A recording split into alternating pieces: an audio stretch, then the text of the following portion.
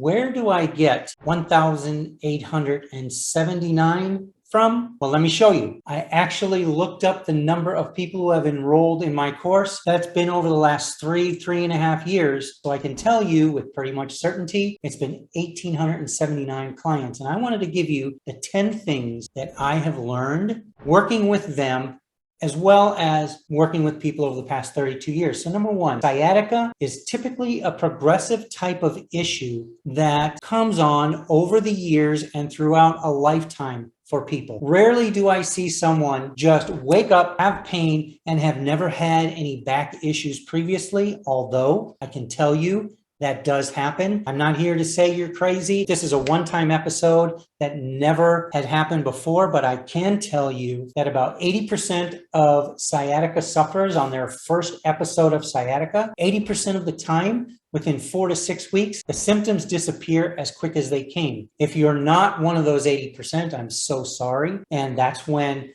intervention needs to take place for you so that you can get back to living your best life. But what I have noticed for a high majority of my clients, they will have a little bit of a back issue here and there, maybe in their 20s and 30s, or maybe they had an accident in their teenage or early years and had some back issues here and there that would just go away, maybe with some ice pack, some heat, maybe a chiropractic adjustment, a couple exercises, or some type of treatment. And then a couple years later, or maybe the next year, I have a lot of clients who tell me that I would get a back issue once a year that would keep me down anywhere from 3 to 5 days. But over the past 4 or 5 years, that's been getting longer. So what I have noticed is it's a progressive problem because through the years, each episode would either last longer or the frequency of episodes would increase over time, or the intensity or the location of pain would get bigger and bigger. So overall, for a majority of my clients, not everyone, but for a majority of my clients, sciatica is typically a progressive type problem that doesn't get taken care of in the initial 1, 2, or 3 bouts, and it becomes a repetitive problem through a person's lifetime until they take care of it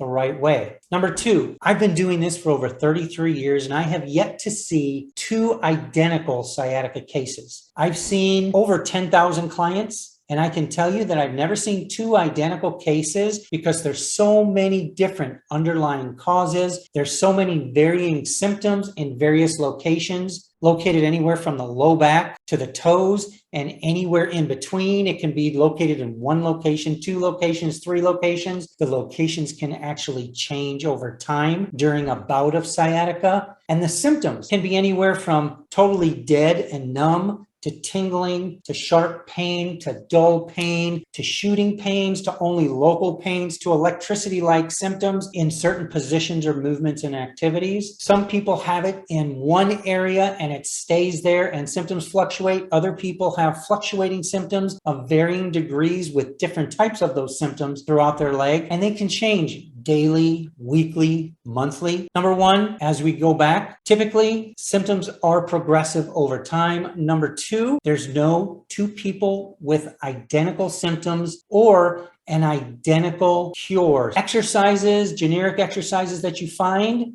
they typically are not going to work for a majority of the people because they are not specific for you. Number 3, MRIs in most cases are not needed. Now, if there are signs of something insidious going on, like possible cancer, which is very rare, or there's a big infection or possibly some fractures going on, or that there's signs of cauda equina symptoms, meaning that you have a loss of bowel or bladder control, or you have numbness in your saddle area, that is a definite sign that MRIs are needed. Studies prove that people who are dealing with low back pain and sciatica, if they rush into an MRI, and everybody wants to, and I can understand it because you want to understand what exactly is going on. But for a majority of the cases, I'm talking probably 90 to 95% of the cases at least, there's no need to get an MRI. And actually, what studies show is that if you get an MRI early on in your back or sciatica symptom episode, the only change in outcome is that you're going to be laying out more money than if you didn't get the MRI. And let me explain that a little bit. Many people, when they have back pain or sciatica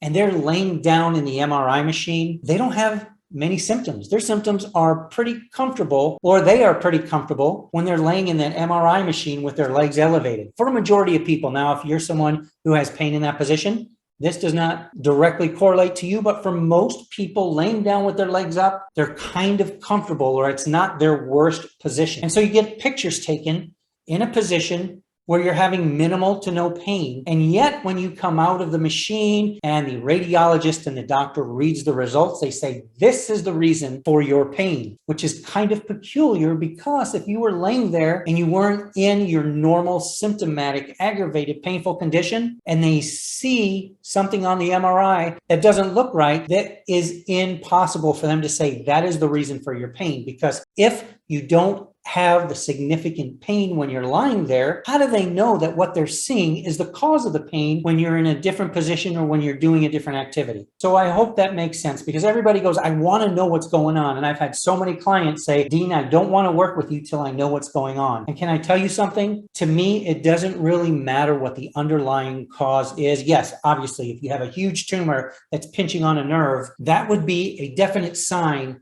that you need to have an MRI done. And I probably wouldn't treat you or even take you on as a client if you had unrelenting, constant pain, no matter what position, no matter what activity, no matter what exercise you're doing. Because if your symptoms are not changing, fluctuating even slightly, that shows that there's something going on that's holding on to that nerve, that's not letting go, and you may need to get different type of attention than some physical therapy or just exercises. I hope that makes sense. Number 4, things that I have learned through the 1,879 clients that I've seen over these past 3.5 years or so. Medications and injections are not a long-term solution to your problem. Let me say that again. Medications and or injections with medications are definitely not a long-term solution. Yes, you may get some relief, and others may get no relief. And I've seen people after injections have their symptoms magnified. But let me tell you this, obviously calming down your symptoms is always nicer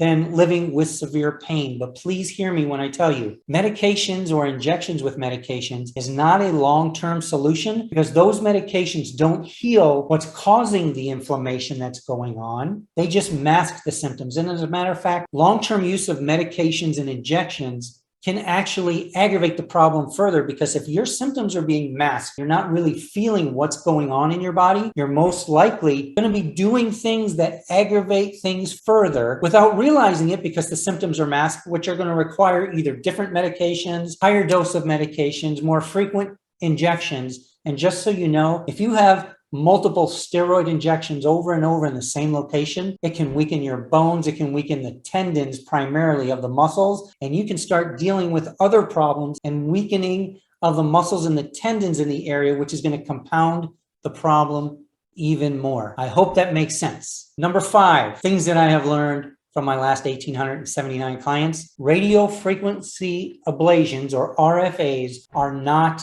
the answer long-term for your problem. Very simply explained, you get an RFA, which is basically a radio frequency ablation. So you get the nerve endings, the little nerves that are causing the pain, burnt off or radio frequented off, so that basically you are causing that nerve to be dead, to not be able to conduct, to not be able to feel. So if you get the relief with the radio frequency ablation, guess what's going to happen in the next 3 to 6 months? That nerve is going to regenerate, and whatever was causing that pain to begin with is going to still be causing the pain on that nerve. So even though it's a great pain relief for many clients, a lot of clients don't get any relief, but there's a lot of different variations that can have an effect on that RFA, just like with an injection. The skill of the surgeon, the location of the problem, if you don't get it perfectly right, it's not going to do much.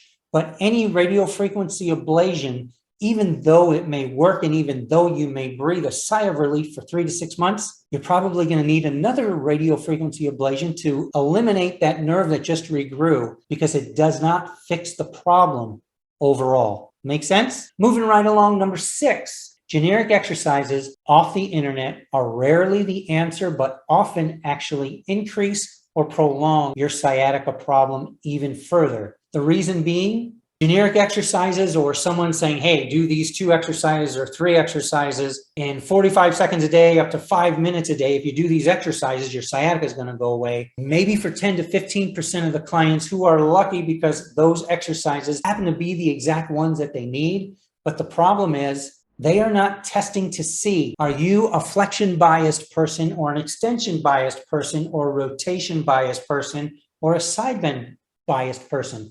Because each person is going to have different biases depending on the underlying root cause of the problem that's causing their sciatica. And just throwing up some generic exercises. Hey, if generic exercises worked for everybody, guess what? I would be the first one to throw them up there so that you can get the relief. Problem is, 85 to 90% of the people are not going to get helped by that. And that's why I don't put those out there, because I don't want to discourage 85 to 90% of the people that, hey, there's nothing can be done because, hey, Dean, who's a sciatica expert, says these exercises should work, but they don't work. Therefore, something is really wrong with me. So generic exercises don't work for a high majority of the people, and that's simply because they are not specific for your condition. Number 7, and this is something I've been seeing on my Facebook group a lot, people saying, hey, please give me positive feedback about surgery because that's my last resort. Surgery is often not a long-term solution that people hope for. And that's because the first surgery is typically just that, the first one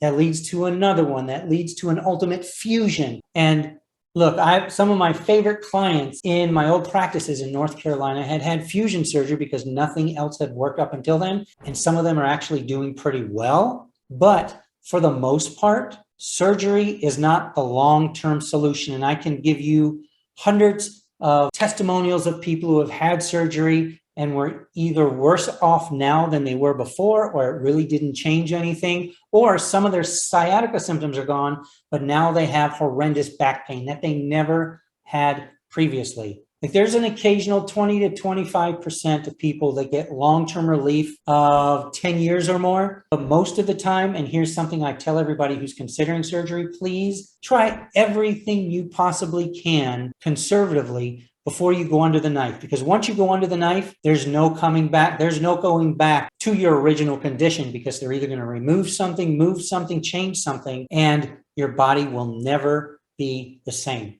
Okay? So now let's get into more of the positive things that I've learned. Number 8, one of the keys and the first key to start getting your body out of sciatica and getting over sciatica for good is this. You need to learn how to balance out the body, because that starts the process of calming the symptoms and putting your body in an optimal position to heal. Now, what I mean by balancing the body, I'm not talking about standing there, being able to balance on one foot and have great balance. I'm talking about addressing the imbalances in your body that are caused by the way your body is compensating for the pain. And with this, I wish I can say, hey, do these 3 exercises and your body will be balanced, but that's impossible, because everybody's body responds to pain differently. Everybody's central nervous system is wired a little bit differently. Some people can turn off that fight or flight pattern just thinking about it. Other people have to meditate for a while. Other people have to breathe through it. But just so you know, the way your body compensates is all due to what you've been through in your life. The way you were treated as a kid, the way your body responds to things when you have pain, the way your body responds when you're relaxed. So the way your body compensates is a compilation of everything you've been through. And that's why it's impossible to say, hey, do these 3 things, your body will be balanced. Because what you have to do is you have to be able to test to see where your imbalances are first, so that you know what to do to get those balanced, and learn a system that can help you balance things out consistently, so that the central nervous system calms down, the muscle tension from the imbalances calm down, so that the area that's protecting the problematic area, whether it be a disc, a joint, a tendon, a muscle, a bursa, can calm down and doesn't have to fight against all the imbalances and compensations in your body. That's number 8. Number 9 is you need to learn how to stabilize your body and your core and your glutes once your body is back in balance. And the reason I say that is so many people say, hey, you need to do these planks, this core stabilization, and these glute exercises in order to get out of pain. But my concern with that, and what I've seen over 33 years, is when your body's compensating, and it's out of balance like this, why do I want to jump into stabilization exercises that are going to reinforce these abnormal compensations and imbalances, which is going to make it harder to get back into balance and allow your body to heal properly? So that's number 9. And number 10, the one thing that I have found that is also a key, so this would be the third key. The first key is to learn how to balance out your body. The second key is figuring out a way to stabilize your body once you're back in balance so that your body is held in a nice balanced position to help avoid any further flare-ups. And finally, number 10, find a person who specializes in sciatica. That is an absolute key. And I have nothing against primary care physicians and family doctors, but giving you a steroid dose pack along with pain medications, muscle relaxers, or maybe even gabapentin or Lyrica